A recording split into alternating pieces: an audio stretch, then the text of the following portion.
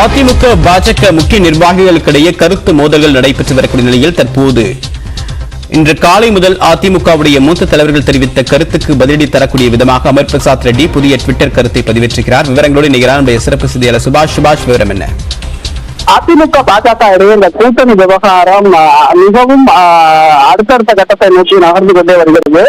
இரண்டு கட்சி தலைவர்கள் கூட்டணியில் இருந்து கொண்டே ஒருத்தருக்கு ஒருத்தர் பரஸ்பரமாக இரண்டாம் கட்ட தலைவர்கள் குறிப்பாக ஐடி விங்கில் இருக்கக்கூடியவர்கள் தங்களது கருத்தை தொடர்ச்சியாக பதிவு செய்து வரும் நிலையில் இன்றைய தினத்தில் அமர் பிரசாத் ரெட்டி ஒரு முக்கியமான கருத்தை சொல்லியிருக்கிறார். தலைவர் என்பவர் எப்படி தேர்வு செய்யப்படுகிறார் என்பதில் முக்கியமில்லை, எப்படி செயல்படுகிறார் என்பதுதான் முக்கியம். நேர்மைக்கு சொந்தக்காரராகவும் புத்தலாட்டத்துக்கு துணை போகாதவராகவும் இருக்கும் முன்னாள் போலீஸ் அதிகாரிக்கு திராவிட இயக்க தலைவர்களின் சான்றுகள் ஒரு நாளும் தேவையில்லை என்ற ஒரு முக்கியமான ட்விட்டர் பதிவை சொல்லியிருக்கிறார். அதனால் 1.5 கோடி தொண்டர்களால் தேர்வு செய்யப்பட்டவர் ஜெயலலிதா. ஆனால் ஒரு அமைப்பின் மூலமாக தேர்வு செய்யப்படக்கூடியவர் பாஜக தலைவர் என்ற மறைமுகமான சாடலை அதிமுகவுடைய தகவல் தொழில்நுட்ப பிரிவு செயலாளராக இருக்கக்கூடிய கோவை சத்யன் அவர்கள் சொல்லியிருந்தார்கள்.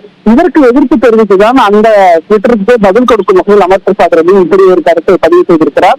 ஆகவே இன்றைய தினத்தில் முழுவதுமாக நாம் பார்த்தோம் என்றால் அதிமுகவிலும் பாஜகவினர் சேர்ந்து வரக்கூடிய சூழ்நிலையில் அமர் பிரசாத் ரெட்டியின் கருத்தும் ஒரு முக்கியத்துவம் வாய்ந்ததாகவே பார்க்கப்படுகிறது.